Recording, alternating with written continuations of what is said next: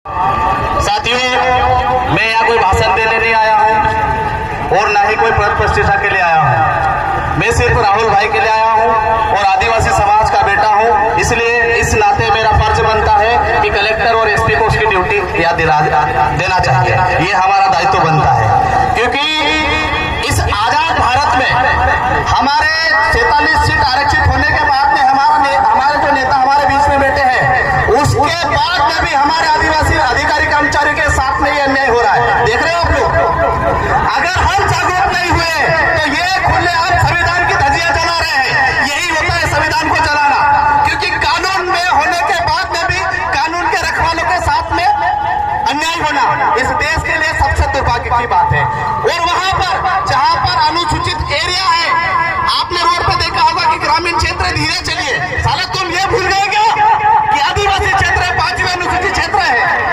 ये तुम्हारे बाप बेटे, इनको हमने हमारा वोट देकर यहाँ पे इनको नेता बनाया है, उनके भी तुम अवहेलना कर रहे हो। साथियों, आज इस देश में मैं इस मंच के माध्यम से कहना चाहता हूँ और हमारे बड़े नेताओं से मैं ये भी अनुरोध करना चाहता हूँ कि आप हमें बोलने की पूरी आजादी दीजिए। फिर देखो कलेक्टर को यहाँ कैसे नचाते हैं।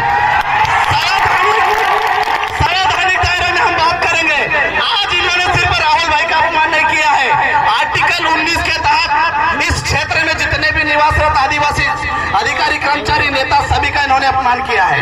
मैं आप सभी यहाँ के शरणार्थियों को कहना चाहता हूँ कि तुम्हारे 3 टप्परे जो लेकर तुम हमारे क्षेत्र में यहाँ पर बैठे हो ना, ये आर्टिकल 19 तुमको बोलता है और उसी आर्टिकल का 19 का 5 बोलता है कि किसी भी आदिवासी अधिकारी कर्मचारी, एक सामान्य किसान का जो बेटा है, उसके किसी भी अधिकार का हनन किया तो तुम्हारे 3 टप्पे जो तुरंत ही तुमको जितनी भी जो तुमको स्वतंत्रता दी गई है वो स्वतः समाप्त हो जाएगी। इस कलेक्टर को पूछो कि आप हमारे क्षेत्र में नौकरी करते हो तो आपको ये चीजें पढ़ी नहीं क्या आपने? यहाँ पर आपको मालूम है 13(3) का लागू है, 5वीं अनुसूची लागू है, फिर आपने वोट क्यों नहीं लगाया? क्या ये तुम्हारे अधिकारियों को तुम नहीं बताते कि आदिवासी है, इसके साथ में विशेष प्रावधान होते हैं, इसके साथ में हमको बुरा बर्ताव नहीं करना चाहिए, ये विशेष प्रोटेक्शन वाले लोग हैं, इनको हमको सुरक्षा देना हमारी जिम्मेदारी है। साला जबरन में लिखा है कि देशभक्ति जन सेवा सिर्फ बेवकूफ बनाने का काम कर रहे हैं। साथियों, ये संविधान का उल्लंघन है।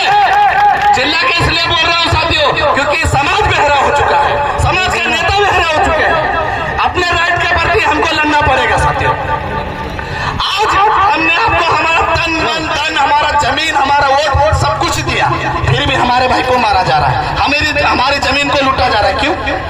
क्योंकि मेरे नेता मेरे साथ में नहीं है, मेरा समाज मेरे साथ में नहीं है। नहीं तो उस कलेक्टर